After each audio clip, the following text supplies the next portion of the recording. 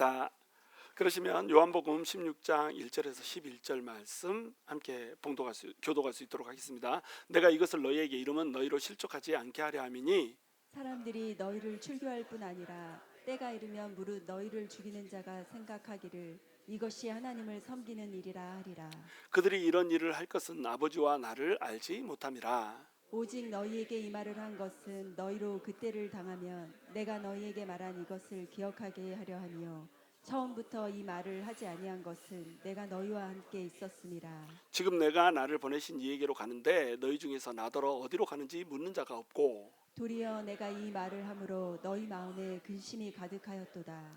그러나 내가 너희에게 실상을 말하노니 내가 떠나가는 것이 너희에게 유익이라. 내가 떠나가지 아니하면 보혜사가 너희에게로 오시지 아니할 것이요 가면 내가 그를 너희에게로 보내리니 그가 와서 죄에 대하여 의에 대하여 심판에 대하여 세상을 책망하시리라. 죄에 대하여라 함은 그들이 나를 믿지 아니함이요 의에 대하여라 함은 내가 아버지께로 가니 너희가 다시 나를 보지 못하니요. 다 함께 있습니다. 심판에 대하여라 함은 이 세상의 임금이 심판을 받았습니다. 아멘.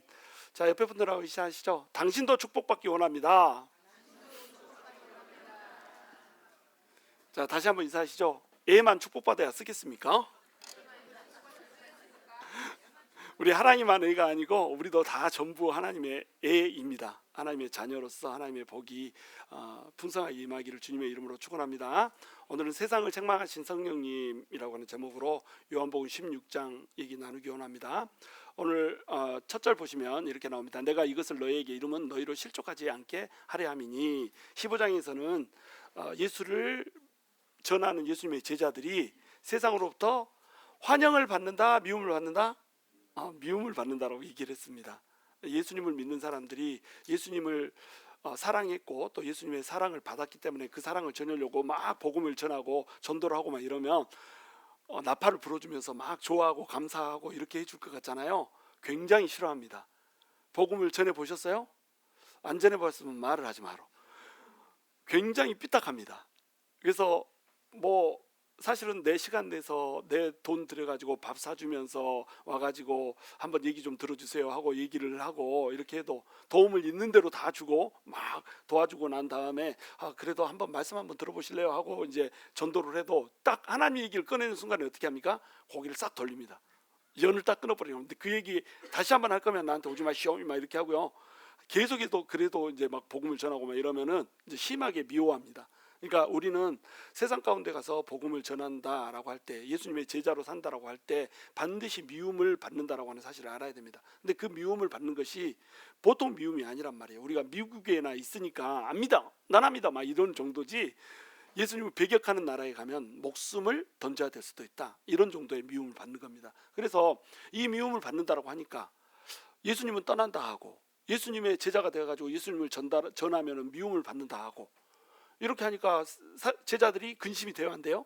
근심이 되는 거예요. 그래서 예수님께서 약속을 해주십니다. 뭐라고 약속을 하냐면 내가 가면은 또 다른 보혜사를 너희한테 보내줄 거야. 나는 이제 십자가를 지고 죽으면서 모든 인간들의 죄를 씻어주고 그들을 구원할 거야. 근데 내가 죽잖아. 그러면 너네가 근심하는데 내가 가야지 너희에게 유익이야. 왜냐하면 성령님을 너네한테 보내줄 거거든. 보혜사를 너희에게 보내줄 거거든. 이렇게 이제 약속을 준 거예요. 그런 약속을 왜 줬냐? 내가 이것을 너희에게 이름은 너희로 실족하지 않게 하려 함이라. 사람들이 너희를 출교할 뿐 아니라 때가 이르면 무릇 너희를 죽이는 자가 생각하기를 이것이 하나님을 섬기는 일이라 하리라. 이렇게 얘기했습니다. 사람들이 너희를 출교시킨단 말이에요. 지금 유대 시대잖아요. 유대교 시대잖아요. 유대교는 하나님을 떠난 사람이 있으면 또는 하나님을 배신했다 싶은 사람이 있으면 그 사람을 어떻게 하면 출교를 시킵니다. 그럼 유대교에서 출교를 시킨다라고 하는 것은 우리 생명생교회 성도였다가 성도에서 제명시킨다는 이런 얘기가 아니에요.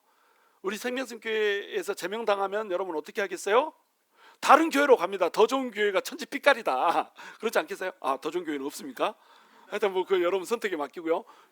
다른 교회 가면 됩니다. 그 정도 레벨을 얘기하는 게 아니에요. 유대교에서 출교시키겠다 이 말은 뭐냐면 유대인의 백성이 아니게 하겠다. 너는 이방인이다. 이제 더 이상 유대인 백성이 아니다. 이 말이 되는 거예요. 유대인들은 자기 자신들을 어떻게 생각했습니까? 내가 하나님의 선택된 백성이다 이렇게 생각했습니다. 그러니까 너는 내 백성이 아니야. 이제 우리 백성이 아니야. 우리의 공동체에 속해 있지 않아 라고 쫓아낸다는 건 무슨 뜻이냐면 너는 더 이상 하나님의 백성이 아니야 이런 뜻이 되는 거예요. 그러면서 동시에 어떤 일이 벌어지냐면 우리는 유대인들은 이방인들하고 상종하지 않아. 너는 하나님의 백성이 아니니까 이제 이방인들이야. 너하고는 상종하지 않을 거야. 장사를 할 수가 없습니다.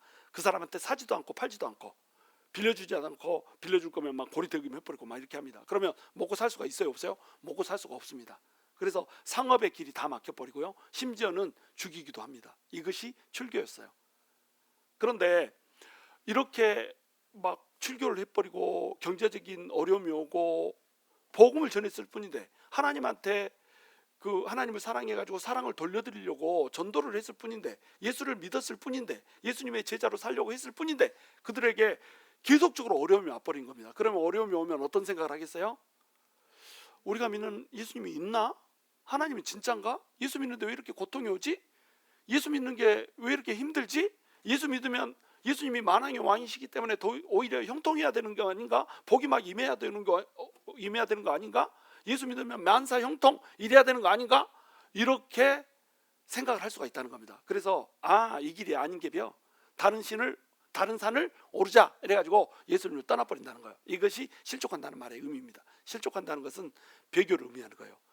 가다가 발을 놓쳐버렸습니다. 낭떠러지로 똑 떨어져 버려서 배교를 해버린단 말이에요. 근데 배교를 하는 이유가 뭐냐면 출교하고 핍박이 오기 때문에. 근데 이 핍박이 어떤 핍박이냐면 죽이는 핍박입니다. 죽이는 자가 생각하기를 이것이 하나님을 섬기는 일이라. 그러니까 여러분 핍박을 하는 사람이 핍박할 때 제일 무서운 게 있습니다. 그게 뭐냐면 내가 지금 너네한테 하는 이것이 하나님의 뜻이야 이렇게 생각해 버리면 이게 너무너무 이제 위험해 버리고 이건 말릴 수도 없습니다. 여러분 빨래는 말려도 오징어는 말려도 이것이 하나님의 일이야 라고 생각하면서 어떤 행동을 하는 사람은 말릴 수가 없습니다. 그런데 구약성경에 보면 신명기 13장에 죄송합니다. 왜 이렇게 개구리가 막 소리가 나지? 목소리가 별로 안 좋아요. 자, 신명기 13장에 뭐라고 얘기를 하냐면 만약에 너희가 하나님을 떠나서 하나님 말고 다른 신을 섬기자라고 하는 사람이 혹시라도 있다면 그 진위 여부를 파악한 후에 그를 반드시 죽여라 이렇게 나옵니다. 반드시 죽이라고 나옵니다. 그래서 비느하스 사건 아시죠? 바알볼 사건 때 그 미디안 사람 여자들이 이스라엘 백성들을 꼬시잖아요. 그래가지고 제사를 드리게 만듭니다. 음행하는 제사를 드리게 만들어요. 이게 그때 구약 시대 그 이방 신들의 제사는 일부 예배가 제사고요, 2부 예배가 집단 윤관이었습니다. 성행위였어요. 그러니까 일부 예배를 제사를 딱 우상 숭배를 드리고 그 다음에 도덕적으로 완전히 타락해가지고 그 안에 있는 성창들과 잠을 자는 게 2부 예배였어요. 그렇게 하도록 이스라엘 백성들을 미혹을 시켜버린 겁니다. 그래서 하나님이 진노해가지고 이것들 전부 다 죽이겠다 막 이래가지고 전염병을 일으켜서 뭐 이렇게 24,000명이 죽게 하고 막 이런 일들이 있었잖아요. 그래서 백성들이 전부 다 나와가지고 장막 앞에서 나와서 회개합니다. 아이고 잘못했습니다. 우리 살려주세요. 막 이러고 있는데 그 한중간에 백주대낮에 자기 장막에서 고수비라고 하는 미디안 여자를 데리고 가가지고 시므리라고 하는 이 시므이 지파의 족장이 그 백성들이 회개하고 있는 그 눈앞에서 함께 몸을 섞어버립니다. 그러니까 비느하스 입장에서는 이게 너무 화가 난 거예요. 그러면 신명기에서 얘기한 그 율법대로 하자면 이들은 반드시 어떻게 해야 됩니까? 죽여야 되는 겁니다. 그래서 비느하스가 하나님의 열심으로 가가지고 이들을 찔러 죽여버렸단 말이에요. 창으로 찔러서 땅에다 박아버렸습니다. 그런데 하나님이 너는 제 6계명을 어겼다, 육신을 살해하지 말라 이랬는데 6계명을 어겨버렸어, 너는 죽어야 돼 이렇게 했어요? 아니면 잘했다, 너한테 제사장 직분을 영원히 줄 거야 이렇게 했어요? 제사장 직분을 영원히 줄 거라고 했습니다. 왜 그러냐면 율법에서 하나님을 배신하고 우상 숭배를 하는 자는 반드시 너희 가운데서 제하라 이렇게 율법을 줬기 때문에 찔러 죽인 것이 하나님의 열심으로 죽인 걸로 돼가지고 이제 비느하스가 복을 받는 이런 장면으로 나왔단 말이에요. 근데 율법은 뭐 하려고 주셨습니까? 죄를 깨닫게 하려고 주셨습니다. 그러니까 이렇게 죄를 지으면 죽는다라고 하는 거예요. 그런데 비느하스 자체도 자기 자신이 죄를 피해갈 길이 없습니다. 모든 사람들이 율법을 범해서 율법을 지킬 수 없기 때문에 하나님의 영광, 하나님의 의에 이룰 수 없기 때문에 죽어야 되는 존재라고 하는 거예요. 그래서 우리 하나님께서 예수님을 보내주셔가지고 우리 죄를 씻는 거 아닙니까? 그런데 이 유대교인들은 그 하나님의 율법의 정신을 몰라요. 율법이 죄를 깨닫게 하기 위해서 주어진 것이고 죄를 지은 사람은 반드시 죽어야 되기 때문에 예수 그리스도 그 메시아를 대망하고 그 메시아가 왔을 때 믿고 살으라고 율법을 줬는데 그 하나님의 뜻을 모르는 겁니다. 그래가지고 하나님을 열심히 섬기느라고 예수 믿는 사람을 핍박을 해본 거예요. 버린 거예요. 대표적인 예가 누구죠? 사도 바울이 원래 사울이었지 않습니까? 사울이 어떻게 했어요? 스데반이 막 설교를 했습니다. 설교를 엄청 길게 하잖아요. 사도행전 9장이 온통 그 스데반의 설교입니다. 설교를 너무 길게 해서 그래가지고 설교 듣다가 지겨워서 돌로 쳐서 죽여버렸다 막 이렇게 얘기하는 사람도 있잖아요. 그 논리로 따지면 나도 죽어야 돼. 설교가 길다. 그런데 그래서 스데반을 돌로 쳐서 죽인 게 아니고 이 하나님이 구원을 하시는데 유대인만 구원할 뿐만 아니라 이방인들도 다 구원한다는 거예요. 성전만 예루살렘만 거룩한 것이 아니고 성전도 거룩한 것이 아니고 자 봐라 요셉이 그 애굽 땅에 있을 때 요셉 가운데 임재하셨지 않냐. 호렙산에 있을 때 호렙이 예루살렘이 아니고 예루살렘 훨씬 밖에 있는데도 하나님이 임재하셨으니까 그곳을 하나님의 산이라고 이렇게 부르지 않냐. 아브라함이 부르심을 받은 곳이 예루살렘이 아니고 어디냐. 갈대아 우르에서 부르심을 받지 않았냐. 그러니까 이방 땅 어디나 하나님이 임재하시면 그곳이 하나님의 땅이다. 그래서 하나님은 이방 땅 어디에나 임재하셔가지고 모든 이 열방의 인간들을 구원하기를 원하신다. 이것이 하나님의 뜻이었단 말이에요. 그런데 그들은 그것을 율법의 정신을 이해하지 못한 채 어떻게 생각했냐면 하나님이 말씀하신 이것에서 벗어나는 것은 전부 죽여야 된다 이렇게만 생각했다는 거예요. 율법을 문자대로 지키지 않으면 전부 죽여야 된다 이렇게 생각했단 말이죠. 그런데 예수님이 오셔가지고 예수님이 그 가르치는 내용을 보니까 내가 이방인들도 다 구원하러 왔다 막 이렇게 얘기를 해버리거든요. 그러니까 예수님을 죽인 죄의 목이 뭐였습니까? 신성모독이었습니다. 신성모독 때문에 또 우리 성도들은 왜 이렇게 잘하는 거야? 나 설교 안 하고 내려가도 되는 거 아니야? 이러면 신성모독 때문에 죽였습니다. 그러니까 예수님이 어떤 도덕적인 죄를 졌기 때문에 죽인 게 아니라 예수님 스스로 내가 하나님이고 내가 하나님의 일을 하러 보내심을 받았다 이렇게 하니까 예수님을 죽여버렸단 말이에요. 그렇게 하면서 그들한테는 양심의 가책이 있었어요? 없었어요? 양심의 가책이 없었습니다. 왜냐하면 이것이 하나님을 섬기는 예라 이렇게 생각했어요. 그리고 스데반을 돌로 쳐 죽일 때도 사도 바울의 마음속에 스데반을 돌로 쳐 죽이니까 양심의 가책이 있었어요? 없었어요? 전혀 없었습니다. 이거는 예수라고 하는 이단을 예수님을 이단이라고 불렀습니다. 그들은 예수님이라고 하는 이단을 설파하는 자들을 반드시 죽여야지 이것이 하나님의 뜻이지 이래가지고 스데반을 죽이는 것이 당연한 걸로 생각을 했습니다. 그리고 스데반만 죽였을 뿐만 아니라 다메섹까지 올라가지고 공문서를 받아서 예수를 믿는 사람들은 전부 다 옥에 가두거나 또 심지어는 죽이거나 이렇게 했습니다. 그렇게 하면서도 양심의 가책을 받았다 안 받았다? 안 받았단 말이에요. 왜요? 하나님의 일이라고 생각했거든요. 근데 하나님의 일은 뭡니까? 사람을 구원하는 거잖아요. 사람의 생명을 살리는 거잖아요. 근데 생명을 죽이면서 해치면서 이것이 하나님의 일이다. 자, 이것을 수학의 아버지인 피타고라스가 뭐라고 얘기한다고요? 답이 없다 이렇게 얘기한다는 겁니다. 답이 없어 이런 사람은. 교회에서도요 그 하나님의 열심을 푸는 사람들이 있습니다. 열심히 특심인 사람들이 있습니다. 막 열심히 해 뭔가를. 그런데 하나님이 어떤 사람인지를 몰라. 알지 못하는 게 이게 죄가 되는 거예요. 하나님은 뭡니까? 하나님을 한 단어로 얘기하자면 하나님은 사랑입니다. 요한일서 4장 8절 하나님은 사랑이심이라. 사랑하지 않는 자는 그 안에 하나님이 없다. 왜? 하나님은 사랑이시라. 하나님이 사랑이라고 그래요. 하나님을 한 단어로 요약하자면 사랑이란 말이죠. 근데 성도들을 사랑해 주는 대신에 막 자기 열심히 하면서 막 헌금도 어마어마하게 합니다. 막 섬기는 것도 어마어마하게 섬기고.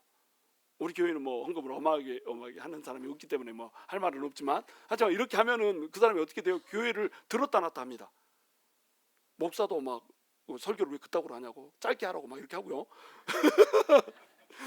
그 다음에 찬양팀들 막 서 있으면은 찬양을 왜 그딴 식으로 하냐고 막 이렇게 하고요. 사사건건 시비 걸고 트집 잡고 사랑해 주는 대신에 그 사람들을 긁고 끌어내리고 막 이렇게 한단 말이죠. 이렇게 하는 이유가 뭐 때문에 그렇다고요? 하나님을 도무지 알지 못해. 그런데 하나님을 자기는 위에서 한대. 그러면 말릴 수가 있어요, 없어요? 말릴 수 없어요. 그렇게 좀 하지 마세요. 시험 들어요. 상처받아요. 그러다가 젊은 사람들 교회 떠나려면 어떻게 하나요? 그렇게 하면 하나님을 위해서 하는 건데 막 이렇게 합니다. 여러분 교회에서 쌈박질이 딱 났어요. 양 갈래로 갈라집니다. 목사파, 장로파 딱 갈라졌어요. 그래가지고 목사파한테 물어봅니다. 도대체 왜 이렇게 싸우십니까, 목사님? 그럼 목사님이 뭐라고 그래요? 하나님을 위해서 그런 거지. 하나님의 교회인데 이렇게 합니다. 장로님한테 가지고 장로님 좀 목사님한테 순종하고 이렇게 하면 안 된대요. 안 되나요? 왜 그렇게 하세요? 장로님 뭐라고 얘기하는지 아세요? 하나님의 교회인데 하나님을 위해서 그렇게 합니다. 이렇게 합니다. 그러니까 결국은 교회가 쌈박질이 나는 이유는, 서로 사랑하지 못하는 이유는, 성도가 밖에 나가서 이 사랑받기에 합당하지 않은 사람들까지 사랑하라고 그랬는데 교회 안에서 성도들끼리 사랑하지 못하는 이유는 뭐 때문에 그렇다는 거예요? 하나님을 도무지 알지 못한 채 자기는 하나님을 사랑한다고 착각하기 때문에 그렇다는 거예요. 그런 사람들이 얼마나 많은지 몰라요. 근데 우리 교회는 있다 없다? 없다. 왜? 우리 교회가 좋은 교회다 나쁜 교회다? 좋은 교회다. 이런 교회를 하나님 뭐라고 부른다? 훌륭한 교회라고 부른다. 별명으로 뭐라고 부른다? 생명샘 교회라고 부른다. 자, 그래서 3절 함께 읽습니다. 시작. 그들이 이런 일을 할 것은 아버지와 나를 알지 못함이라. 답이 나오잖아요. 왜 그렇게 공격하고 쳐 죽이고 핍박을 하는가? 하나님을 알지 못해. 아버지를 알지 못한다는 거예요. 또 누구를 알지 못해요? 예수님을 알지 못해. 아버지는 뭡니까? 사랑이에요. 예수님도 뭡니까? 사랑이에요. 십자가의 사랑입니다. 십자가에서 달려 죽으심으로 사랑을 확정하셨어요. 그런데 그 아버지를 몰라. 그리고 아버지를 모르고 하나님도 모른다는 게 무슨 뜻이에요? 모른다는 게 무슨 뜻이냐면 성경에 기록된 내용을 이 체험적으로 알지 못한다는 뜻입니다. 여러분, 예수님을 왜 우리가 믿어야 되는가? 예수님이 우리의 구원자라고 믿으십니까? 왜 그렇게 믿으세요? 뭐 예를 들어서 이만희가 와가지고 내가 구원자예요. 나를 믿으면 내가 막걸리 한 잔 사줄게. 막 이렇게 얘기합니다. 이거 진짜로 막걸리 한 잔 사준다는 얘기 했습니다. 이만희가. 내가 비디오로 봤어. 내가 나한테 그렇게 하면 내가 막걸리 그 사람한테 사줘야지. 막 이렇게 혀도 어눌해가지고 이빨에 발음 다 세면서 막 이렇게 얘기합니다. 근데 그 사람 구세주라고 믿는 사람 천지빛깔이다. 자 그러면 이만희가 또는 박태선이 구원자가 아니고 메시아가 아니라고 하는 것을 우리는 어떤 근거로 알아요? 우리 한국에만, 대한민국에만 내가 메시아라고 주장하는 사람이 52명이 넘습니다. 죽은 사람까지 해가지고. 문선명이 자기가 예수님이래.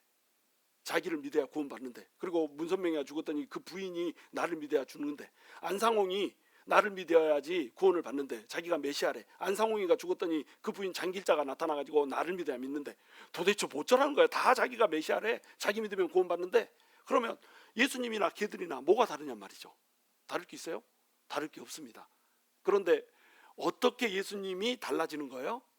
예수님이 구약 속에서 예언됐기 때문에 달라지는 거예요. 그게 없으면 예수님은 우리의 메시아라고 장담할 수가 없는 겁니다. 구약 성경에 보시면요, 예수님에 대해서 상징으로 얘기해 놓은 게 수백 가지입니다. 그리고 예수님에 대해서 예언해 놓은 것만 해가지고 몇 가지예요? 330가지야.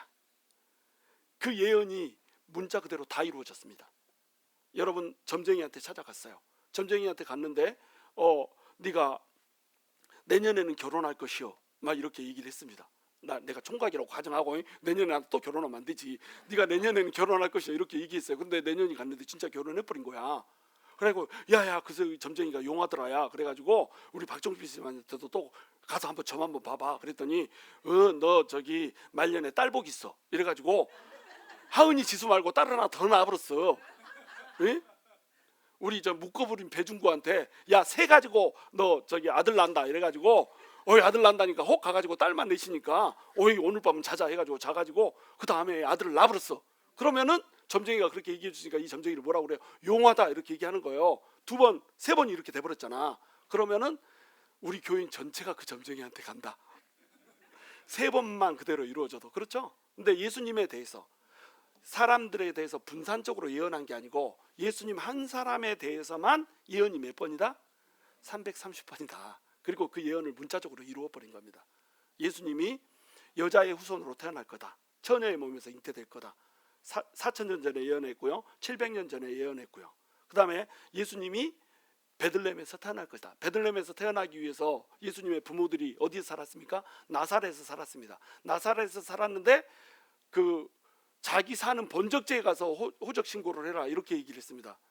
이 사람들은 원래 베들레헴 사람이었거든요. 근데 이 호적 신고하라는 게 10년마다 한 번씩 있습니다.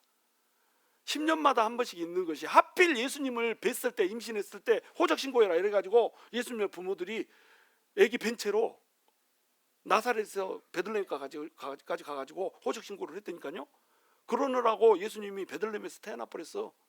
안 그랬으면 예수님은 나사렛에서 태어날 거였어요. 예수님 돌아가실 때에 유아 학살이 있을 것이다 얘기해놨습니다. 근데 진짜로 유아 학살이 있었어요, 없었어요? 유아 학살이 있었습니다. 예수님이 태어날 때에 그 애굽으로 피신을 할 거다 예언이 돼 있습니다. 예수님이 어떻게 했어요? 유아 학살을 피해서 애굽으로 피했습니다. 그대로 이루어졌습니다. 예수님이 어디에서 자라게 될 것이다, 나사렛에서 자라게 될 것이다 예언이 됐습니다. 예수님이 진짜로 고향이 나사렛입니다. 나사렛에서 가가지고 거기서 성장하고, 그 다음에 예수님이 납달리와 스불론 땅에서 복음을 전할 것이다, 아름다운 소식을 전할 것이다, 복음을 전할 것이다 되어 있습니다. 예수님의 사역 본부가 어디였어요? 나사렛이었습니다. 아니죠, 갈릴리였습니다. 갈릴리, 특별히 가버나움, 베드로가 베세다 사람인데 베세다에 살다가 가버나움에다가 큰 집을 하나 샀습니다. 그래가지고 그것을 예수님 사역 본부로 내줬습니다. 제자들 다 거기서 먹고 자고 하면서 예수님의 사역 본부로, 그래가지고 갈릴리에서 주로 사역을 했어요. 이것도 예언이 되었습니다. 언제 예언이 되었냐? 예수님 태어나기 2000년 전에 예언이 되었습니다. 2000년 전에 미리 예언해놓고 그대로 그게 이루어졌어요. 그리고 예수님이 또 십자가에 못 박혀 죽는 이런 장면 있잖아요. 그 중간은 전부 다 뛰어넘습니다. 뭐 말하자면 하도 길어가지고 330분을 내가 어떻게 다 말하겠어. 날새야 말하지. 그러니까 다 건너뛰고 예수님이 예루살렘으로 들어올 때 나귀를 타고 들어온다고 스가랴가 예언을 했습니다. 예수님이 탄생하기 550년 전 얘기입니다. 550년 전에 예수님은 나귀를 타고 들어갈 거다. 그래가지고 예수님이 나귀가 없잖아. 그래서 다른 사람 거 삥 쳤습니다. 사람한테 가가지고 그 나귀 내놔라 이렇게 얘기했습니다. 그러니까 제자를 보내가지고 그렇게 얘기했죠. 그러니까 그 사람이 네가 뭔데 나한테 나귀 주래, 이건 내 거요. 그랬더니 주께서 쓰시겠다 이렇게 얘기했습니다. 그랬더니 어서 가져가세요 이렇게 했습니다. 그래가지고 나귀 타고 예루살렘으로 들어가 버렸다니까요. 나귀 타고 들어갈 때 사람들이 환호할 것이다. 그대로 됐습니다. 예수님을 제자 중에 한 명이 팔 것이다. 그대로 됐습니다. 함께 떡을 떼던 자가 예수님을 팔 것이다. 그대로 이루어졌습니다. 그리고 예수님을 얼마에 팔 것이다? 은 30냥에 팔 것이다. 유다가 예수님을 팔면서 얼마에 팔았어요? 은 30냥 받고 팔았습니다. 은 30 팔 것이다. 그대로 이루어졌어요. 그리고 예수님이 토기장의 밭의 값에 팔릴 것이다 이렇게 얘기했습니다. 그래서 유다가 예수님을 팔아놓고 예수님이 막 이렇게 반역을 일으켜서 로마를 한번 갈아엎었으면 하는 그런 기대를 했는지 그렇게 했는데 예수님이 그냥 힘없이 십자가에서 못 박혀서 처형당해 죽는 거예요. 그러니까 실망을 해가지고 죄 없는 자를 내가 팔았도다 막 이렇게 하면서 양심의 가책을 느껴서 그 돈을 갖다가 대제사장한테 갖다 줘버립니다. 그러니까 대제사장이 어떻게 했어요? 이 돈은 피 묻은 돈이다. 예수님의 피값으로 그 산 돈이다. 그래가지고 이것을 성전에다가 둘 수가 없으니까 이 돈 가지고 땅을 하나 사자 이래가지고 땅을 하나 삽니다. 그것이 공교롭게도 누구한테 땅을 사냐면 토기장한테 땅을 삽니다. 토기장의 밭을 샀어요. 그러니까 토기장의 밭을 산 값으로 예수님을 팔 것이다 라고 하는 예언이 그대로 성취가 됐습니다. 예수님이 죽을 때는 찔릴 것이다 이렇게 얘기했습니다. 채찍에 맞을 것이다 이렇게 얘기했습니다. 근데 유대인들은 채찍으로 때린 적이 없거든요. 하나님을 배신한 자는 어떻게 죽였습니까? 돌로 쳐서 죽였습니다. 돌로 쳐서 죽이고 그 다음에 나무에다 저주 받은 표식으로 나무에다가 효시를 했습니다. 나무에다 달아서 죽이는 법은 없어요. 죽인 다음에 나무에다 효시했어요. 돌로 쳐서 죽이고 그 다음에 나무에다 달았습니다. 그런데 우리 하나님께서 예언을 해놓기를 뭐라고 예언했냐? 그가 찔릴 것이다. 그게 채찍에 맞을 것이다. 빌라도가 그를 풀어주려고, 예수님을 풀어주려고요, 채찍질을, 가벼운 채찍질을 한번 했습니다. 그런데 야, 빌라도하고 바라바하고 예수님 중에 이 흉악한 강도하고 살인자하고 이 예수 중에 누구를 놓아줄까 그랬더니 유대인들이 바라바를 놔주소서, 바라바를 놔주소서 이랬습니다. 그래서 바라바는 풀려지고요, 예수님을 십자가에 못 박혀서 죽게 이렇게 만들어 버렸습니다. 그래가지고 예수님이 이제 그 채찍에 한 번 더 맞게 된 거예요. 예수님이 채찍 2번 맞았습니다. 가벼운 채찍 1번 맞고 그 다음에 십자가에 달려 죽을 때 너무 고통스러우니까 아예 고통을 잊게 해주려고 더 아프게 그냥 채찍으로 때려가지고 살점을 다 뽑아낼게 이렇게 했습니다. 채찍이 어떻게 생겼냐면 우리 그렇게 이렇게 생긴 실 채찍이 아니에요. 채찍에 이 나비나 동물의 뼈를 달아 놓습니다. 그래서 그걸 딱 때리면 살점에 박혔다가 이걸 뜯어내는 순간에 살점이 뜯어져 나가는 거예요. 그러니까 채찍으로 한번 딱 때릴 때마다 그 이게 13개가 막 달려 있어 가지고 12개가 달려 있어 가지고 뜯어내면은 살점이 후다닥 떨려져 나오는 거예요. 그럼 이거를 이게 저기 태형 때리듯이 40대를 때려야 되잖아요. 그게 때리면은 온 등허리, 온 허벅지, 온 가슴이 다 걸레처럼 돼버립니다. 그러면 피가 어마어마하게 흐르게 나오죠. 그렇죠? 피가 흐르게 나오면 피를 많이 쏟으니까 예수님의 사인은 뭐였어요? 예수님의 사인 과다 출혈이었습니다. 피를 너무 많이 흘렸어. 채찍이 맞았죠. 여기에 가시면류관 썼죠. 가시면류관을 이쁘게 다듬고 속을 다듬어서 이렇게 씌워준 게 아닙니다. 그냥 안 들어가니까 가시가 뾰족뾰족 나 있는 그대로 이게 다 벗겨졌어요. 그냥 피가 줄줄줄줄 과다 출혈이었습니다. 그러니까 피가 없는 상태에서 예수님이 십자가에 못 박혔어. 십자가에 못 박혀가지고 예수님이 십자가에 달려 있으니까 무게 때문에 어떻게 돼요? 내려옵니다. 내려오면 이 하중 때문에 팔이 이렇게 뽑아져 버렸어요. 어깨가 탈구가 일어나면서 어깨에 탈구가 일어나면 어떻게 돼요? 흉곽이 눌려. 흉곽이 눌리면 어떻게 될까요? 숨을 쉴 수가 없어. 피도 부족해가지고 저혈량성 쇼크가 왔는데 탈구까지 일어나 버렸네. 그래가지고 숨도 못 쉬게 이렇게 되네. 그러니까 어떻게 해요? 숨 쉬려고 하다가 거의 죽을 만큼 숨이 찼습니다. 그러면 어떻게 하겠죠? 발을 딱 펴가지고 위로 쫙 올라갑니다. 위로 쫙 올라가서 파 하고 숨 한번 내뱉고 살 것 같으니까 다시 내려옵니다. 그러면 또 다시 흉곽이 압박이 돼요. 그러면 하다가 다시 숨 쉬고 살려고 본능적으로 죽어야 되지만 본능적으로 발을 펴서 다시 올라갑니다. 팔은 이미 떨어지니까 팔 힘으로 올라가는 게 아니에요. 다리 힘으로 올라가는 겁니다. 올라가면 파 하고 숨 쉬고 또 내려오고 이걸 반복적으로 하는 거예요.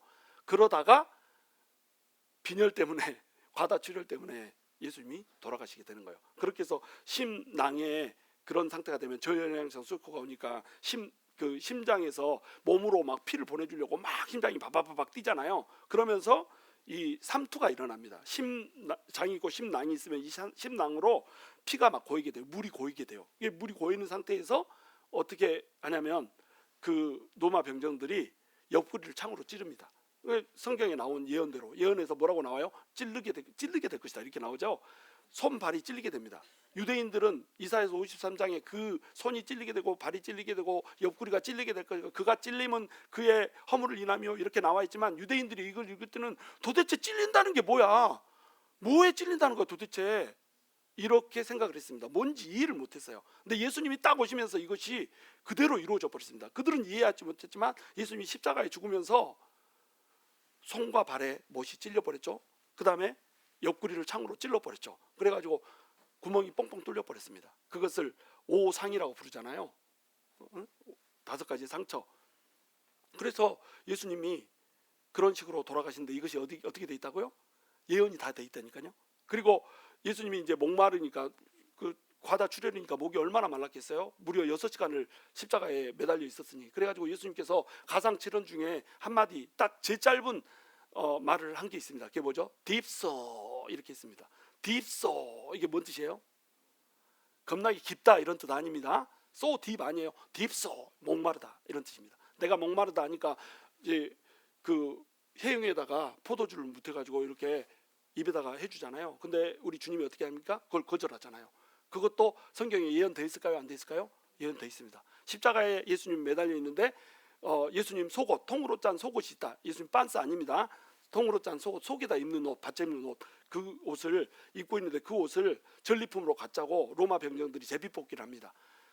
십자가 아래서 제비뽑기를 한다라고 하는 예언이 돼 있을까요? 안 돼 있을까요? 돼 있습니다. 예수님이 탄생하기 1500년 전에 1000년 전에 다윗을 통해서 예수님께서 예언을 해놨어요.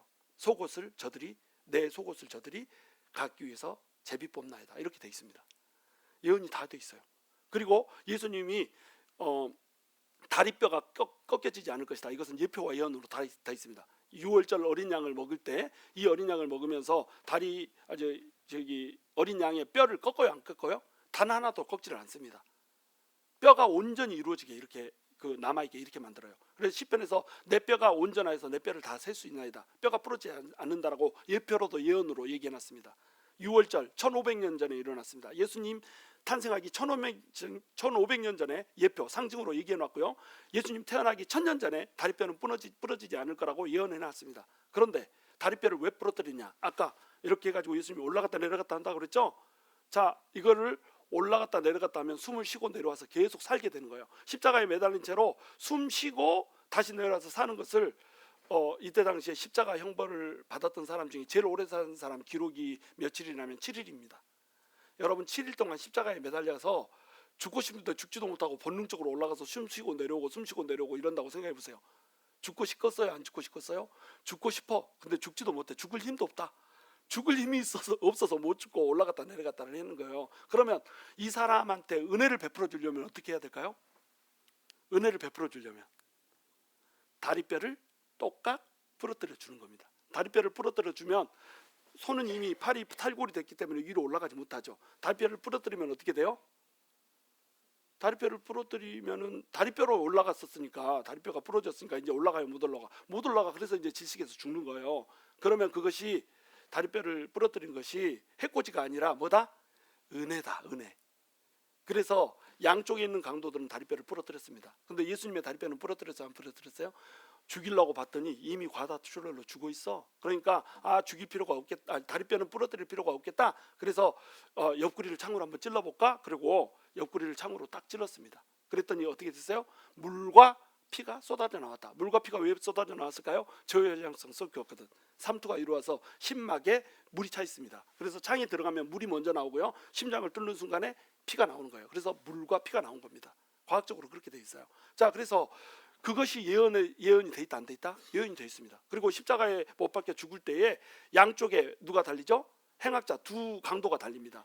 그런데 성경에서는 이사야서에 예수님이 탄생하기 이미 700년 전에 하나님께서 예언을 해놨습니다. 뭐라고 예언해놨죠? 그가 악인의 한 명처럼 처형을 당할 것이다 예언되어 있습니다. 그래가지고 양쪽에 강도 두 명이 같이 나란히 서서 처형을 당했어요. 양쪽에 강도 두 명이 나란히 서 있다. 그리고 가운데 예수님이 있다. 이 말은 예수님의 정체성을 뭐라고 규정하는 겁니까? 너도 양쪽에 있는 저 강도처럼 강도 같은 자야. 이렇게 얘기하는 겁니다. 그래서 세 명이 쪼르르 다 악인이야. 이렇게 얘기하는 거예요. 그러니까 악인처럼 악인과 함께 십자가에 달려서 죽임을 당하는 거예요. 근데 죽고 나서는 어떻게 된다고 이사가 예언을 했습니까? 예수님이 태어나기 700년 전에 또 예언을 해놓습니다. 죽기는 악인의 한 명처럼 죽는데 장사가 될 때는 부자의 한 명처럼 장사가 될 거야.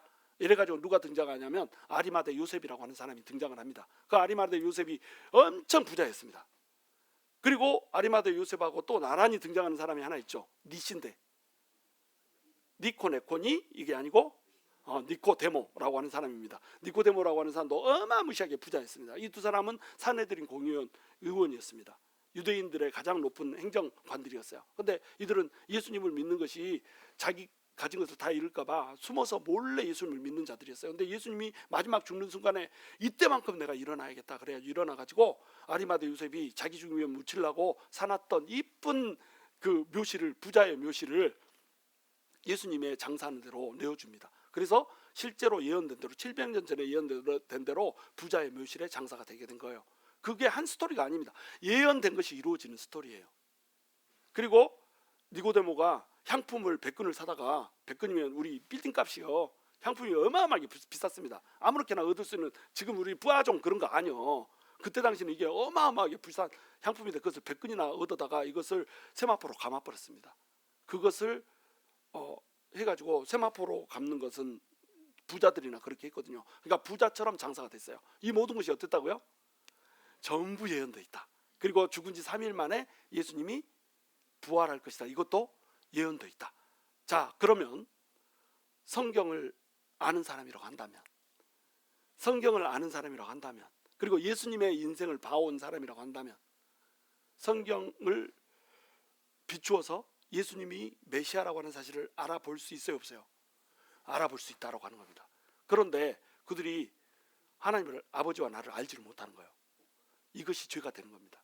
왜? 성경이 이미 기록됐으니까. 저도 예수를 믿을 때 왜 예수를 믿었냐? 예수가 이미 예언돼 있습니다. 그렇지 않았으면 저는 예수를 믿지 않았을 거예요. 원래는 내가 진화론자였잖아요. 과학자였고 진화론자였습니다. 그래서 모든 이 세상은 물질로부터 우연히 생겨났다고 생각을 했었습니다. 그런데 내가 과학을 혼자 공부하다가 세포를 공부하는데 이것이 혼자 도무지 생겨날 수가 없는 거예요. 그래서 이거는 혼자 생겨날 수가 없겠는데 갑자기 깨달아졌습니다. 그래서 이건 나 혼자 생겨난 게 아니라 조물주가 있겠다, 창조주가 있겠다 이렇게 생각을 했습니다. 그렇게 생각하는 순간에 예수님이 내 안에 들어와 버렸습니다. 그래가지고 성경을 이제 내가 예수님이 어떤 분인지를 알려고 읽기 시작하는데 전율이 와서 미칠 지경이었습니다. 왜?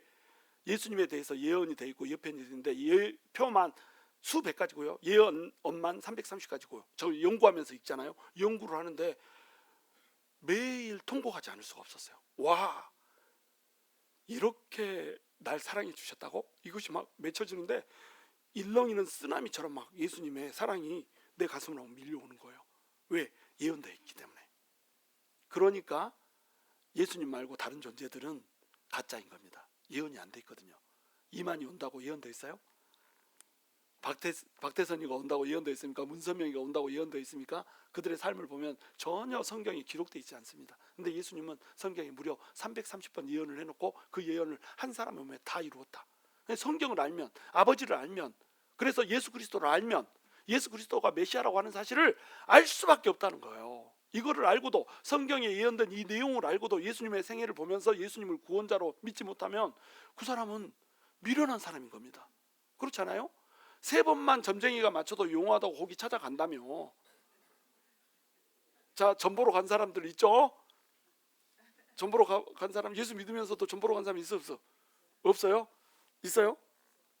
아이, 우리끼리니까 한번 얘기해봐요. 있어요 없어? 그런데 330번을 예언해 놓고 그 예언이 그대로 이루어졌다면 믿을만 해요? 믿을만 하지 않아요? 믿을만 하다는 겁니다. 예수님이 우리 메시아고 우리 구세주라는 거예요. 그 예수님을 알면은 그렇게 핍박할 수가 없다는 거죠. 모르니까 핍박한다는 겁니다. 그래서 그들의 핍박의 이유는 결국 뭐예요? 무지예요. 무지. 무식하니까 핍박을 한 겁니다. 자, 그런데 자, 4절 함께 읽습니다. 시작. 오직 너희에게 이 말을 한 것은 너희를 그때를 당하면 내가 너희에게 말한 이것을 기억나게 하려 함이요, 처음부터 이 말을 하지 아니한 것은 내가 너희와 함께 있었음이라. 맨 처음에는 예수님이 제자들과 함께 있기를 원했습니다. 그래서 제자들과 함께 예수님의 꿈을 나누고 예수님이 오신 이유들을 나누고 막 교육시키기를 원했어요. 근데 처음부터 만약에 예수님이 베드로를 부르면서 베드로야 너는 나를 따르라, 그물을 내려두고 나를 따르라 이렇게 얘기하면서, 근데 야 베드로야 있잖아, 따라오면서 잘 들어라, 내가 십자가에 못 박혀 죽을 건데 너도 나처럼 똑같이 죽는다, 이렇게 베드로한테 얘기했다고 생각해보세요. 베드로가 따라갔을까? 아이고 어서 가셔요 이렇게 했지 않겠어요? 그렇죠? 그러니까 처음에는 얘기를 안 한 겁니다. 그러니까 처음부터 얘기를 하지 않은 이유는 예수님이 함께 계시면서 3년 반 동안 같이 있으면서 예수님께서 하나님의 나라에 대해서 충분히 가르쳐주고 하나님의 법칙에 대해서 충분히 가르쳐주고 그 다음에 나를 신뢰하고 나를 사랑할 수 있으면 그때 말해줄게. 그래가지고 말미에 예수님이 공생에 3년 다 마치고 6개월 남겨뒀을 때, 십자가 지기 6개월 남겨뒀을 때 예수님의 순환에 대해서 3번 딱 얘기하는 거예요. 나 죽을 거야, 십자가에서 죽을 거야. 그들이 이해를 못했습니다. 그들이 예수님을 따르는 목적은 로마 갈아엎고 자기들이 로마의 그 행정관으로 살기를 원했거든요. 예수님은 왕이고 자기들은 영의정 좌의정 돼서 우의정 돼서 그렇게 살기를 원했거든요. 그런데 예수님이 죽는다네? 말이 안 되는 소리를 하는 거예요. 그러니까 예수님을 믿지 못하고 막 근심만 하면서 이렇게 있는 거예요. 그러니까 근심하지 말라고 이 얘기를 해주고 있는 거예요. 자, 5절. 지금 내가 나를 보내신 이에게로 가는데 너희 중에서 나더러 어디로 가는지 묻는 자가 없고 도리어 내가 이 말을 함으로 너희 마음에 근심이 가득하였도다. 지금 내가 보내신 이에게로 다시 간다. 아버지한테로 다시 간다는 거예요. 근데 내가 어디로 가는지를 너희가 묻는 자가 없다, 이렇게 얘기합니다. 자, 근데 묻는 자가 있었어요 없었어요? 주여 어디로 가시나이까 묻는 자 있었어요 없었어요? 있었습니다. 요한복음 13장에 보시면은 베드로가 주여 어디로 가시나이까, 아버지가 자꾸 예수님이 간다고 그러거든. 내가 가는데 내가 가는 곳에 너희가 도달할 수도 없고 나중에는 나한테 올 거야, 이렇게 얘기합니다. 도대체 어디로 가는데, 어디? 내가 무덤까지로 쫓아갈 거예요, 죽는 데까지로 쫓아가서 같이 죽을 거예요, 이렇게 베드로가 얘기하잖아요. 그러면서 제 베드로가 물어봅니다. 어디로 가시나이까 물어봤어요. 근데 예수님이 어디로 가는지 묻는 자가 없다고 얘기합니다. 왜 그럴까? 예수님이 건망증이니까? 깜빡깜빡이는 희미한 기억 속에, 흐린 기억 속에 그대예요. 예수님이 너네가 묻는 자가 없다고 얘기한 것은 어떤 것을 얘기하고 있냐면, 내가 아버지의 나라로 가는데, 아버지한테로 가는데 아버지의 나라에 대해서, 아버지가 계신 곳에 대해서 궁금해하는 자가 없다는 거예요. 예수님이 간다고 그러니까 어디 헬라로 가려고 그러나? 막 이렇게 하면서 이 땅에서 예수님이 어디로 가는지만 생각하고 예수님이 아버지, 다시 얘기해서 하늘나라로 간다는데 하늘나라에 대한 관심이 없다는 겁니다. 예수님이 아버지한테로 간다면 아버지 나라는 어떤 곳이에요? 그것은 얼마나 영광이 있는 곳인가요? 그 영광을 차지하려면 어떻게 해야 되나요? 그곳은 어떤 사람이 갈 수 있는 건가요? 그리고 지금 그곳에 가 있는 사람들은 누구인가요? 그곳에서 또 어떤 삶을 누리고 있나요? 우리는 그곳에 가면 어떤 영광을 받고 얼마나 오랫동안 그 영광을 받나요? 그곳에서 우리가 살 처소는 어디인가요? 어떻게 생겨 먹었나요? 물어봐야 될 거 아니에요. 근데 아무도 물어보질 않아. 뭐에 관심이 없어요? 하나님 나라에, 천국에 관심이 없다. 그들이 걱정했습니다. 근심하지 말라고, 야 너네 핍박받을 거야 이러면, 너네 내가 죽을 거야, 그리고 너네도 핍박받을 거야 그러면 근심하잖아요. 근심하지 말라고 미리 얘기해 줬습니다. 그리고 또 어떻게 했습니까? 성령 보내줄 거야, 보혜사 보내줄 거야, 미리 얘기해 줬습니다. 근심하지 말라고 얘기해 줬는데 오히려 근심이 심해져 버렸습니다. 왜 근심이 심해졌어요? 무지 때문에 심해졌습니다. 핍박하는 이유도 무지 때문이었고요, 근심했던 이유도 무지 때문이에요. 뭐에 대한 무지? 하나님의 나라에 대한 무지. 묻는 자가 없어. 하나님 나라의 소망에 대해서 관심이 없어. 이 땅에 사는 것만 전부야. 근데 이 땅에 살다가 나이 차면 어떻게 될 거예요? 죽을 거 아니에요. 여기에 천년 만년 살 사람 있어요? 살 사람 있어? 김정희 집사 천년 만년 살 거야? 천년 만년 살아도 만년 후에는 죽는다잉? 왜? 만년 후에는 죽는 거예요. 아무리 오래 살아도 죽습니다. 죽는다는 게 인간의 숙명이야. 죽고 나면 어디로 갈 건데? 죽고 나면 그 영혼은 어떻게 할 거예요? 우리 몸이 영혼과 육신으로 되었는데 죽고 나서 우리 육신은 흙에서 왔으니까 흙으로 돌아가면 우리 영혼은 어디로 갈 거예요? 하나님한테 갈 거 아니에요. 그러면 하나님의 나라에서는 어떻게 살아요? 얼마나 오래 삽니까? 3년 살다가 거기서도 죽어요? 천년 만년 살아요? 그리고 죽습니까? 영원히 사는 겁니다. 영원히 사는 그 나라에 관심이 없고, 고작 몇십 년 살다가 죽는, 인생이 70이요 강건하면 80이라 80년 살다가 죽는, 어떤 사람은 90까지 살고 120까지도 사는데, 여러분 120까지 사는 게 좋습니까? 토요일 날 어제 밥 먹는데 나한테 와가지고 누가 120살까지 살라는 거야. 글쎄, 저주도 그런 저주가 어딨어? 120까지 살면 정신이 온전하겠어요? 왜? 똥 싸가지고 그거 벽에다 발라놓고, 벽에다 바른 거, 그 바르는 나이가 100살입니다. 그리고 벽에다 마른 것을 떼어먹는 나이가 110살이요. 그걸 내가 10년 동안 하다 죽으란 얘기 아니에요. 그러면 유병장수하란 얘기잖아. 요즘에 최고 욕이 뭐예요? 오래오래 사세요. 근데 어떻게 오래 사세요? 유병장수하세요. 병 걸린 채 오래 사세요. 이게 요즘에 최고 욕이 되잖아. 그렇습니다. 우리 인간이 생로병사라고 하는 것에서 벗어날 수 없어요. 생사화복을 주관하는 하나님이 계신데 우리 인간은 그것을 벗어날 수가 없어요. 그래서 우리 인간은 뭘 기대하면서 살아야 되면 영원한 삶이라고 하는 것을 기대하면서 살아야 되는 거예요. 그래서 천국이라고 하는 소망을 우리에게 주신 거잖아요. 근데 제자들이 아버지의 나라를 얘기하는데, 내가 아버지한테로 간다고 하는데 아버지한테로 간다는 것에 대한 관심이 없습니다. 그 나라는 어떻게 생겨먹었는데 관심이 없어. 천국에 대한 관심이 없으니까 알 수가 있어요, 없어요? 무지해. 무지하니까 어떻게 돼요? 근심하는 거예요. 걱정하는 거예요. 예수님이 죽으면 어떻게 하지? 어떻게 하면 돼요? 예수님 한 대로 따라가서 가다가 예수님이 영광 차지하면 되지. 그런데 근심을 하고 있다. 이런 상황이에요. 7절 함께 있습니다. 시작. 그러나 내가 너에게 실상을 말하노니 내가 떠나가는 것이 너에게 유익이라. 내가 떠나가지 아니하면 보혜사가 너에게로 오지 아니할 것이요. 가면 내가 그를 너희에게로 보내리니. 이 보혜사는 보호해 주면서 은혜를 베푸는 존재라고 있습니다. 헬라어로 파라클레토스, 옆에서 돕는 자, 옆에서 옆으로 불러주신 자, 이런 뜻이란 말이에요. 옆에서 우리 옆에 있으라고 부르신 자가 바로 누구예요? 파라클레토스, 보혜사입니다. 예수님이 원래 보혜사, 우리 옆에 있으면서 도와주시는 분이었는데 그분은 유대 땅에만 있었어요. 그러다가 죽고 하늘로 올라가십니다. 그런데 하늘로 올라가시면 누구를 보내주세요? 다른 보혜사를 보내줘. 그게 누구죠? 성령님. 성령님을 보내주면, 성령님은 예수님이 지상에 있었던 것처럼 어떤 지역적인 한계를 갖거나 시간적인 한계를 갖지 않아요. 어디에나 계실 수 있는 분이 성령님입니다. 예수님이 여기 계실 때는 어떻게 했어요? 제자들하고 같이 예수님이 있을 때 예루살렘에 있으면은 갈릴리에서는 예수님이 없다. 갈릴리에 예수님이 있으면 예루살렘에는 예수님이 없다.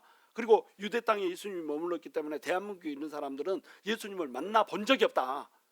그때가 삼국시대잖아요. 말하자면 삼국시대에 예수님 만나본 사람이 있어요? 없다. 왜? 예수님이 육신으로 이 땅에 오셔가지고 지역적인 한계를 가진 겁니다. 그러니까 유익이 있어 없어? 없어. 예수님이 잠깐 화장실에 가버리면 화장실을 가 있는 동안에 누가 와서 막 때려도 예수님 말려주세요 이렇게 하면 예수님이 얼른 나올 수가 없어. 닦고 나와야 될 거 아니에요. 그러니까 예수님이 어떻게 할 수가 없는 거예요. 예수님이 그 풍랑이 있는 바다에서 주무시잖아요. 예수님이 주무시는 순간에 풍랑이니까 이 파도를 잠잠하게 해줄 사람이 있었어요? 없었어요? 없었어. 그러니까 제자들이 어떻게 합니까? 깨우잖아요.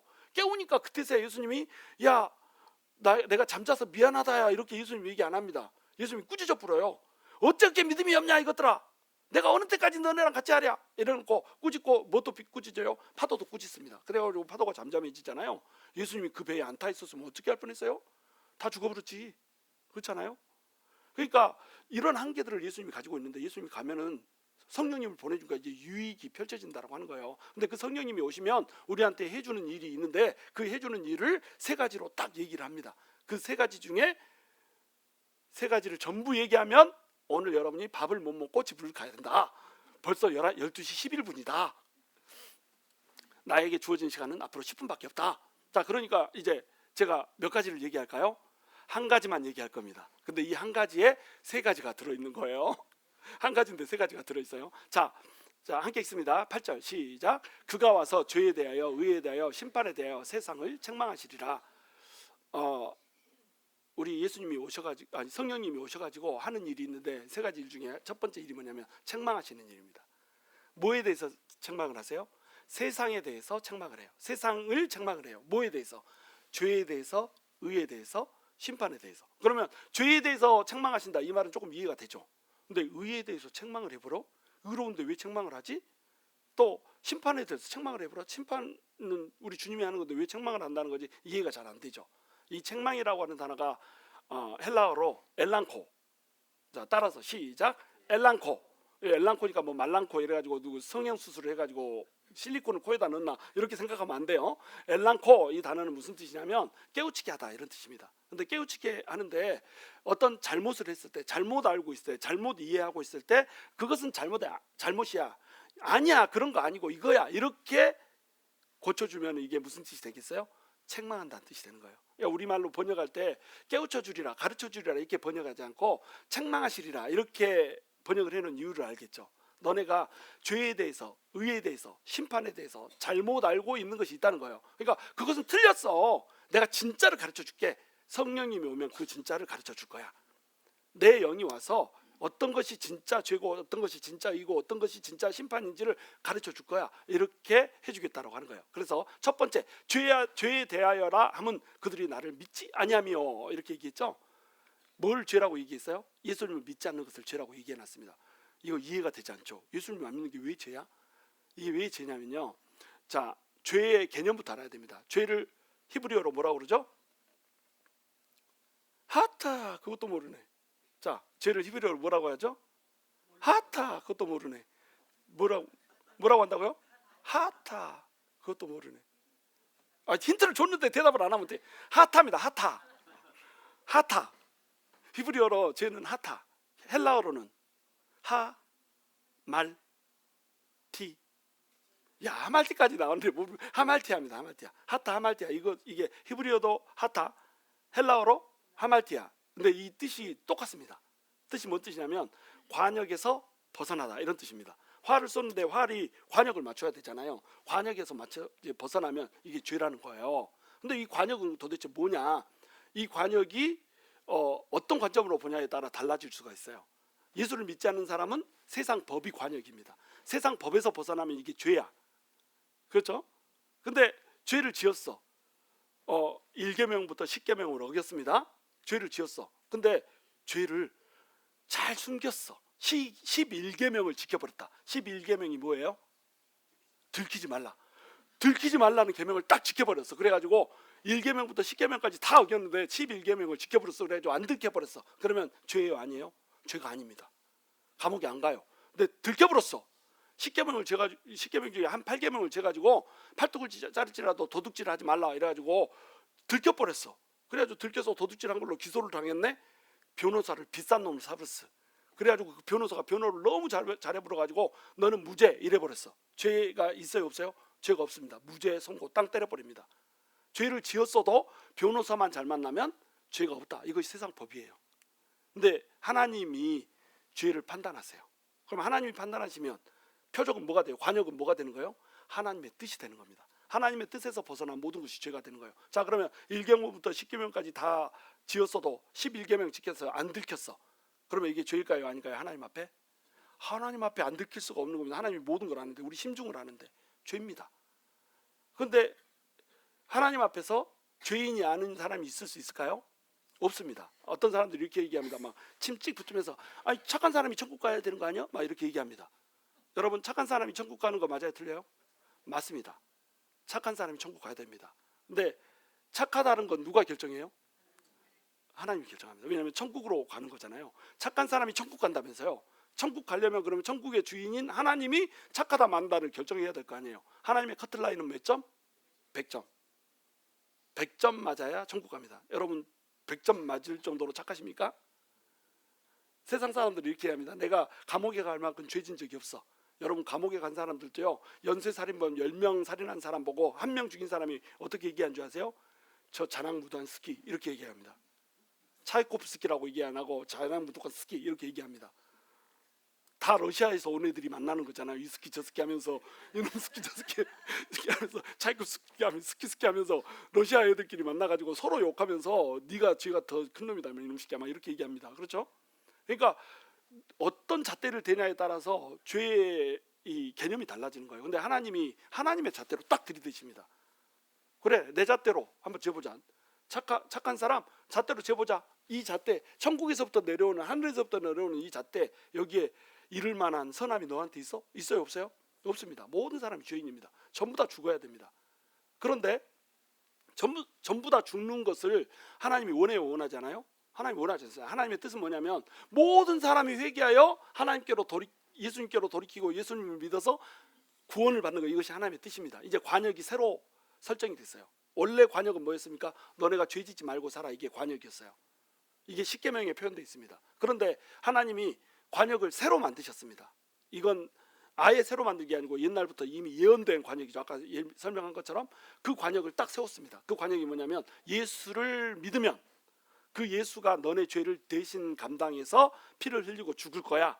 이것이 새로운 관역이었어요. 이게 새 뜻이었습니다. 이 관역을 딱 조준해서 맞춰버리면 그 사람은 산다. 소녀시대 춤 나오죠, 이거? 아세요? 딱 쏴서 관역을 하나님의 뜻을 딱 맞춰버리면, 예수를 믿으면 산다라고 하는 것을 맞춰버리면 삽니다. 왜요? 예수님이 모든 인간의 죄를 감당하고 그 죄를 대신해서, 우리를 대신해서 우리 죄 때문에 죽으셨습니다. 그리고 그 죄를 예수님의 십자가 피로 씻어버렸어요. 그러니까 우리가 더 이상 죄가 없죠. 관역을 맞춰서 살게 된 겁니다. 그러니까 예수를 믿지 않으면 어떻게 돼요? 살인죄를 범했어요? 이 사람 죽어야 됩니다. 그런데 마음속으로 죽이고 싶은 마음만 있었어. 죽이진 않았어. 이 사람 어때요? 죽어야 됩니다. 너희가 마음속으로 생각만 해도, 마음속으로 누군가를 미워하기만 해도 너는 죽인 자냐. 이게 하나님의 법이거든요. 이게 하나님의 잣대예요. 우리 잣대로는 이해 안 되죠. 우리는 다 죄인이니까 그런 잣대 쓰지 않습니다. 죄인이 아닌 하나님의 잣대는 너희가 마음속으로 음욕만 품어도 가늠한 자니라. 너네가 마음으로 물욕만 품어도 도둑질했느니라. 너네가 마음으로 사람만 미워해도 살인했느니라. 이게 하나님의 법이거든요. 그 법에 누가 자유로울 수 있어요? 아무도 자유로울 수가 없는 거예요. 근데 예수를 믿으면 이 죄를 다 없는 걸로 퉁 쳐줄게, 이렇게 새 법을 딱 세워준 겁니다. 자, 그러니까 다른 죄를 지으면은 예수님한테 죄만 전가시키면 산단 말이에요. 근데 예수님을 안 믿어버리면 어떻게 돼요? 내가 아무리 작은 죄, 이만큼만 죄를 지었어도 하나님의 그 잣대에 부응할 수 없기 때문에 죽게 된다고 하는 거예요. 그래서 우리 성령님이 오시면 이것을 깨닫게 해준다는 겁니다. 자, 예수를 믿지 않는 것, 그것이 죄요. 죄는 따로 있는 게 아니라 너네는 원래 죄인인데 예수를 믿지 않는 그게 죄요. 왜 너네가 죄인인 줄 알아? 너네 독사하고 똑같아. 독사가 막 이렇게 갑니다. 이렇게 하면서 해피데이, 해피데이, 뒤로 돌아서 막 궁뎅이면서 해피데이 막 이러고 가요. 양들이 그 뱀을 보고 와, 독사 간다, 독사 이랬어요. 독사가 자존심이 상했습니다. 내가 내 독으로 누군가를 물어 죽인 적이 없고 독을 쏜 적이 없는데 왜 나한테 독사라고 그래? 이렇게 얘기합니다. 그러면은 그 독사는 어떤 독사라고? 네 글자로 미친 독사. 이렇게 피아노를 치면 미만 쳐요. 도레 미미미 미친 독사. 그 독사는 왜 독사입니까? 물어 죽인 적이 없어도 독사라고 부른 이유는 독 주머니를 차고 있으니까 독사라고 부르는 거예요. 우리가 인간이 죄를 지어서 죄인인 게 아니라 죄의 주머니를 차고 있으니까 죄 지을 생각을 하고 죄를 실제로 지는 겁니다. 이게 죄라는 거예요. 그 죄를 예수님한테 전가를 해야, 예수님을 믿어야, 그래야 산다는 겁니다. 그러니까 나를 믿지 않은 것이 제일 큰 죄가 되죠. 가장 심각한 죄가 되죠. 이걸 가르쳐 주겠다는 거예요. 그 다음에 의에 대하여라면 내가 아버지께로 가니 너희가 다시 나를 보지 못하며, 예수님이 우리 죄를, 인류의 모든 죄를, 과거 현재 미래의 죄, 인류의 모든 사람의 죄를 십자가에서 담당을 했습니다. 그러면 예수님은 죄인이 아니에요. 예수님은 죄인입니다. 예수님 원래 의인이었어. 예수님한테는 죄가 없어요. 우리한테 죄가 있었죠. 이 죄를 예수님한테 전가를 시켜버립니다. 이렇게 우리한테 죄가 있어 없어 사는 거예요. 이게 죄에 대하여 가르쳐 주는 겁니다. 우리는 죄가 없어. 근데 예수님은 어때요? 죄가 있어. 근데 이게 누구의 죄예요? 인류 모두의 죄, 과거 현재 미래 온통의 죄야. 죄가 얼마나 무거워요? 예수님이 죽어야 되는 겁니다. 죽고 나서 예수님이 살아나면 돼요, 안 돼요? 안 됩니다. 예수님이 살아날 수 없습니다. 왜? 죄인이니까. 그런데 예수님이 죽으면서 죽음의 싹슨, 죄의 싹슨 뭐예요? 사망. 사망이면은 생명이 어디에 들어있어요? 피에 들어있어요. 그래서 예수님이 죽으시면서 피를 흘리신 겁니다. 그래서 예수님께서 십자가에서 피 흘리시고 죽으신 거예요. 생명으로 우리 죄를 섞여야 되니까. 근데 예수님이 피가 어마어마한 힘이 있었던 거예요. 예수님의 피가 우리 인간처럼 그런 더러운 피가 아니고, 예수님의 피는 권능의 피요, 생명을 살리는 피였던 겁니다. 그래가지고 예수님의 피가 흐르는데, 그 피가 흐르면서 예수님이 십자가에서 짊어졌던 그 죄들을 없애지 못한 게 아니라 죄를 녹여버렸습니다. 예수님이 스스로 죄를 감당하고 죽어놓고 그 피를 흘리면서, 피가 너무 능력이 있으니까 그 보혈의 피가 어떻게 해버렸어요? 예수님이 지고 있던 모든 인류의 죄들을 다 녹여서 없애버렸다니까요. 씻어버렸다니까요. 그러니까 이제 예수님한테 죄가 있어요, 없어요? 죄가 없게 돼버린 거예요. 그러니까 예수님이 원래 가지고 있던 의가 어떻게 돼버렸죠? 회복이 돼버렸습니다. 그러니까 예수님이 의인이니까 이제 어떻게 돼야 되죠? 살아나야죠. 의인은 죽으면 안 되는 겁니다. 의인은 살아나는 겁니다. 그래서 예수님이 자기 피의 능력 때문에 첫 번째로 자기 피의 능력을 힘입어서 부활해버린 사람이 돼버렸습니다. 예수님 부활했다. 자, 그러면 우리는 예수님한테 피를 이렇게 죄를 전가시켰잖아요. 그때 예수님이 어떻게 하냐면, 자, 너네한테 내가 죄를 받았으니까 나도 너네한테 뭔가 하나 줘야지. 물물교환이다. 물물교환. 너네가 나한테 죄 줬으니까 나도 뭐 하나 줘야 된다. 그러면서 우리한테 뭘 전가를 딱 해줍니다. 뭘 전가해 줬어요? 의를 전가해 줬습니다. 예수님한테 우리는 죄를 전가했고요, 예수님은 우리한테 의를 전가했습니다. 그러면서 예수 그리스도의 피로 우리 죄를 전부 다 녹여버리고 살리면서 예수님이 살아나 버렸기 때문에 예수 그리스도의 의를 가진 우리도 어떻게 해요? 똑같이 살아나는 거예요. 그래서 우리가 예수 그리스도의 그 보혈 때문에 죽고 나서 예수님이 다시 오실 때는 부활을 하게 되는 겁니다. 그래서 예수님이 의에 대하려면 내가 아버지께로 가니, 자, 예수님이 죄인이었다면 아버지께로 갈 수 있어요, 없어요? 갈 수 없죠. 의인이니까 아버지께로 가는 겁니다. 죄를 전부 다 씻어버렸어. 보혈의 능력으로. 그 보혈의 능력이 우리 안에 있다. 그래서 우리도 부활한다. 부활의 능력이, 부활의 소망이 우리 안에 있다. 그래서 예수를 믿으면 예수 안에서 죽음에 묶여있던 사망의 줄들이 끊어진다고 하는 게 그 얘기인 거예요. 사망은 그림자일 뿐, 사망은 이게 본체이고요. 우리가 고통받고 슬퍼하고 질병을 안고 이런 것들은 그림자일 뿐이라고 하는 겁니다. 그 그림자들도 예수님이 의인이기 때문에 이게 소멸돼서 없어지고 끊어질 수 있다라고 하는 것을 성령님이 오시면 가르치겠다는 거예요. 그러니까 성령 충만하면, 성령으로 머리 꼭대기까지 차면은 믿는 자에게는 이런 표적이 따르는지 병든 자에게 손을 얹으니 나으리라, 이런 일들이 벌어지는 거예요. 여러분, 사람들이 간증하지 않아서 그렇지 요즘에 우리 교회에 치유의 역사가 막 일어나고 있는 거 아십니까? 모르면 말을 말아. 나중에 내가 얘기해 줄 거야. 오늘 시간이 없어서 말을 못해. 자, 그 다음에 11절 함께 읽습니다. 시작. 심판에 대하여라 하면 이 세상 임금이 심판을 받았습니다. 이렇게 얘기하고 있습니다. 심판에 대하여라 하면 많은 사람들이 예수님이 십자가에서 심판을 받았다고 생각을 합니다. 근데 예수님이 그것은 착각이요, 이렇게 얘기하고 있습니다.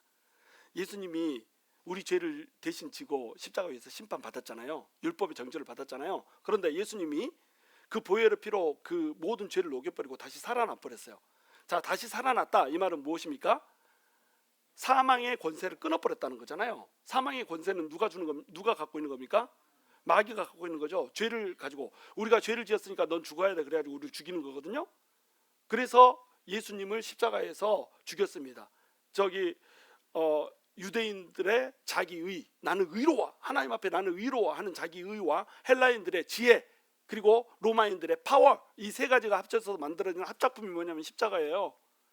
그래가지고 십자가에다가 이 세 민족의 합작품으로 예수님을 달아버리면 그걸로 끝날 줄 알았어. 그래서 마귀가 예수님을 십자가에 추동을 해가지고 사람들을 추동해가지고 달아 죽게 만든 거예요. 그렇게 하면은 이제 끝났다. 예수님이 심판을 받았다. 예수님이 저주 받았다. 나무에 달렸으니까 저주 아래 있는 자다 이러고 끝날 줄 알았어. 근데 예수님이 십자가 위에서 죄를 전부 다 씻어버리고 부활을 해버렸네. 그리고 하나님 나라로 가버렸네. 하나님 나라로 갔다는 건 의인이라고 하는 뜻이네. 그러면서 죽음의 권세가 끊어져 버렸네. 죽음의 권세, 사망의 권세가 끊어져 버렸네. 그러니까 심판은 누가 받은 거예요? 마귀가 받은 거라는 겁니다. 마귀가 세상이 뭐예요? 임금입니다. 세상 임금이 심판을 받았다. 예수님이 심판받은 게 아니라 세상 임금이 받았다. 심판에 대해서 너네는 내가 심판받은 줄 알지? 웃기는 소리 하지 마. 그냥 여자의 후손이 그 어린이 여자의 후손에 뱀이 여자의 후손에 발 뒤꿈치를 물듯이 예수님을 십자가에 못 박혀 죽겠지만 예수님은 죽고 살아남으로 말미암아 그 머리를 으깰 것이다. 그 약속처럼 머리를 으깨버렸어. 그래서 예수님이 어디에서 죽었어요? 십자가에서 죽었는데 죽은 장소는 골고다. 아람어로 골고다. 무슨 뜻? 해골. 그 다음에 그 헬라어로 갈보리. 무슨 뜻? 해골. 해골이라고 하는 곳에서 십자가에 달려 죽습니다. 근데 그 해골이라고 하는 곳에서 십자가가 딱 세워지면서 해골 정중앙에 십자가가 구멍을 뚫어버립니다. 머리를 으깨버렸다. 해골 머리를 으깨버렸어요. 죄의 사망의 그 머리를 예수님께서 심판받는 척 하면서 예수님이 부활하심으로 말미암아서 마귀의 세상 임금의 해골을 머리를 으깨버렸어요.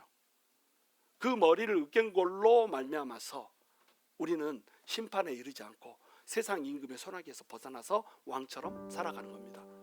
그것이 우리에게 주신 하나님의 특별한 복이란 말이에요. 여러분 성경을 아시기 바랍니다. 성경은 분명히 얘기합니다.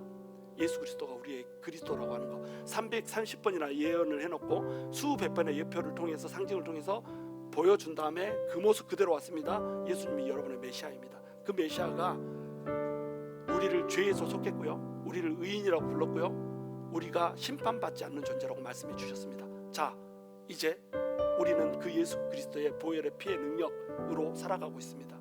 여러분 죽음의 권세, 사망의 권세를 이겨버렸습니다. 죽음이 묻고 있는 모든 고통과 슬픔과 아픔과 두려움, 그런 것들을 십자가 위에다 올려놓으세요. 주님께 내어드리세요. 그러면 여러분 해결받을 것입니다. 죽음의 권세를 끊었기 때문에 당연히 죽음의 그림자는 사라져 없어지는 거예요. 바로 그런 은혜를 저와 여러분이 받게 되기를 주님의 이름으로 축원합니다.